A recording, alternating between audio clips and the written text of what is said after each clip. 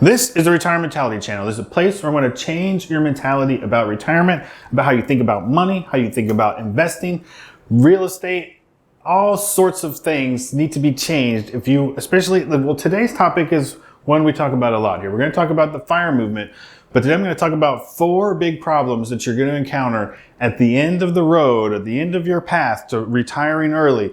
And don't click off yet. I know a lot of you people on the FIRE movement are very loyal to the movement and you don't ever want anybody to say anything bad about it. And that's not what I'm doing here. I'm for the FIRE movement. I'm for a lot of the principles and the ideas behind it about reaching financial independence, about saving money, being frugal, and basically just being mindful of your money.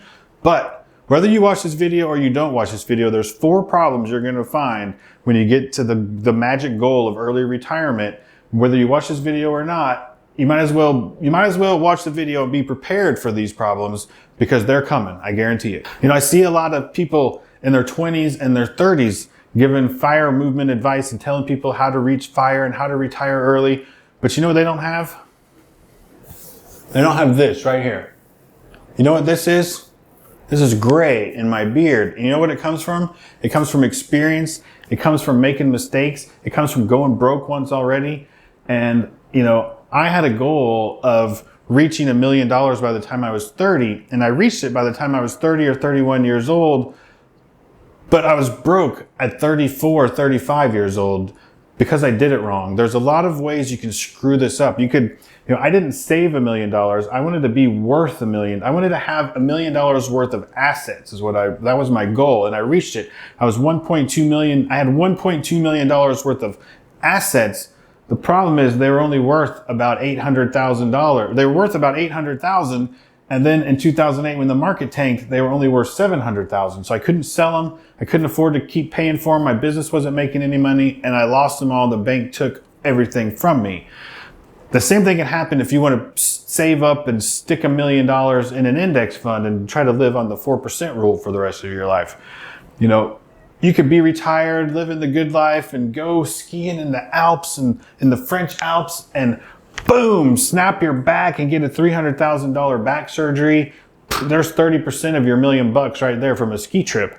So there's a lot of things that you're not planning for, especially in your 20s and your 30s. And I want to go over 4 of those big mistakes in this video. And the idea of this video actually came from a comment that I got from somebody on one of my previous videos. It's like, the more I do videos about the FIRE movement, the more people I get telling me that I don't understand the 4% rule or I don't understand money.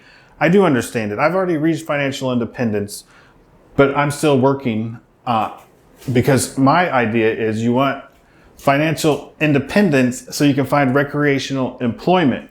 So the race to retire early really shouldn't be the goal here. Sorry, I was on my tippy toes. I lost my balance. The race to retire early is the problem with one of the problems with the FIRE movement, and trying to plan your retirement in your 60s and your 70s when you're 20. There's a lot of things that you're missing. I'm going to give you 4 big ones right now. What this comment said from this guy was that I didn't know what I was talking about. He could easily live on $30,000 a year and that he didn't need to save blah, blah, blah, blah, blah, and that I didn't know what I was talking about. So for those of you who are 25 years old that think you can easily live on $30,000 a year, that's the reason they invented barista FIRE and lean FIRE and 10 different kinds of FIRE. You know why? Because it's hard. It's hard to reach financial independence. It's hard to get to a place where you can actually retire early and live off of that money.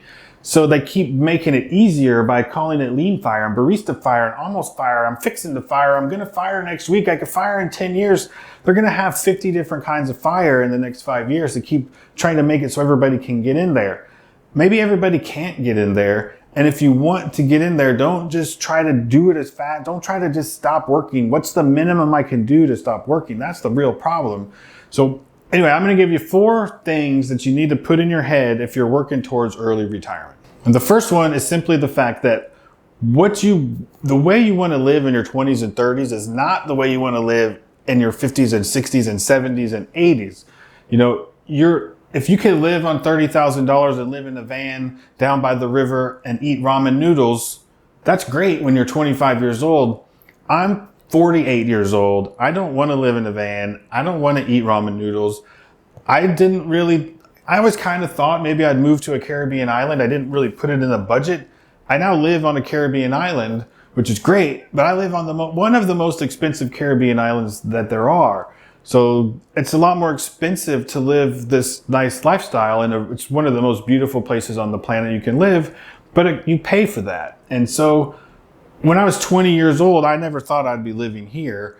If I was going to live on an island, I thought I'd live in a hut in Panama or Nicaragua or somewhere where I caught a chicken and picked a mango from a tree. And that's not the lifestyle that I have now that I'm almost 50. So you got to think what's acceptable now is not going to be acceptable 30, 40 years down the road. So you got to put those things into your budget.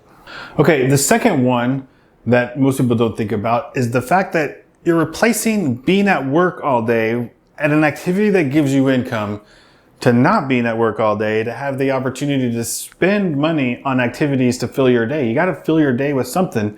So you want to play golf every day? Go check out what the local greens fees cost at your local golf course or country club. You got to pay to join the country club, but you still got to pay the greens fees usually and rent a golf cart. And if it's me, I lose 10 or 12 golf balls in the woods every day. Plus the little beer cart comes around and you got to buy beers off the beer cart. So it's not a cheap sport. You want to go fishing every day? You want to buy a boat? Where I live in this marina right here, it costs you $40,000, $50,000 to buy a boat slip. Then it costs you $800 a month for the HOA fees. And then you're paying another $5 a gallon for gas to fill your boat up at the marina. Now, maybe it's not that expensive where you are, but did you budget in a $20,000 boat and maybe $400 or $500 a month for a slip, etc.? You see where I'm going with this. You want to travel? That's not cheap. I just got back from Spain, a couple $1,000s to go there for a couple of weeks. So I never thought I'd marry a lady from Spain. So we go every other year, every 2 years we go to Spain. And that doesn't even count as our vacation. She's sitting in the dining room. We just got back from Spain on Monday or Tuesday. Today's Friday. She's sitting in the dining room right now, planning a trip to Las Vegas to rent an RV to go see national parks in October. So my couple $1,000s I just spent in Spain, that doesn't even count as a vacation in my wife's mind because we went to visit her family. So the point is there's a lot of expenses that pop up and you're not doing any of this. You're not going golfing or going to Spain or buying a boat on lean fire or barista fire or I'm fixing the fire or whatever fire you're working towards. So if you're going to be on this road to fire, try focusing on that fat fire where you need to be. Number 3 is health insurance and health costs. People think that they're going to have, they may budget in, if you're 20 or 30 years old, you may budget in the cost of health insurance. But if you're in your 20s or your 30s, call up grandma and grandpa and just ask them how much they spend on pills and doctor's appointments and things every month. And if you're in your 40s, like me, you're going to start seeing your parents go downhill. I see my parents spending money on their teeth and pills and doctor's appointments and everything else. So the true cost of what it's going to cost, people don't really figure that in, especially if they're trying to do this on a I can barely do it budget. So think about that. Ask some of the older people in your family that might be honest about how much these things actually cost and try to build those real numbers. Who knows what it's going to cost 20 years from now, but at least get a little bit better idea of what it costs today. And so you can budget for that. And number 4 is just the general expenses of not working. When you're home all day, your power bill is more expensive.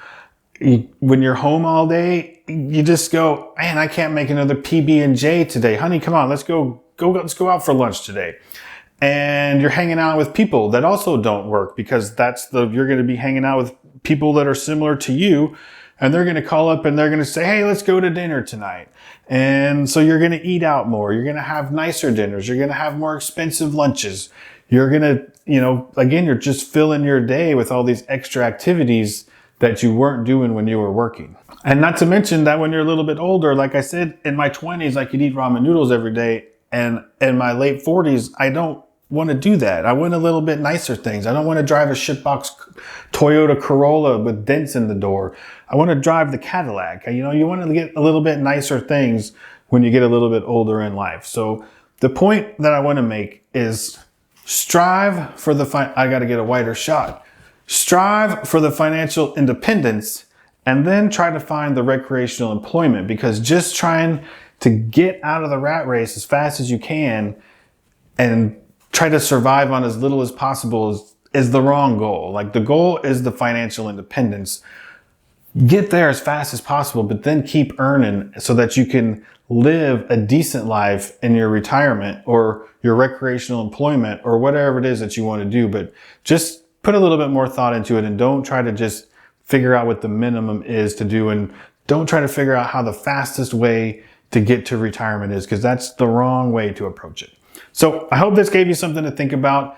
If it did and you liked the video, please hit the thumbs up button. And if I surprised you that I wasn't talking trash about the FIRE movement the whole time, please subscribe to the channel, because I will give you more content to help your brain change the way you think about money, change the way you think about retirement mentality, all of those things. Stick around on the channel. If you keep supporting me, I'll keep making videos like this to help you. So thank you very much.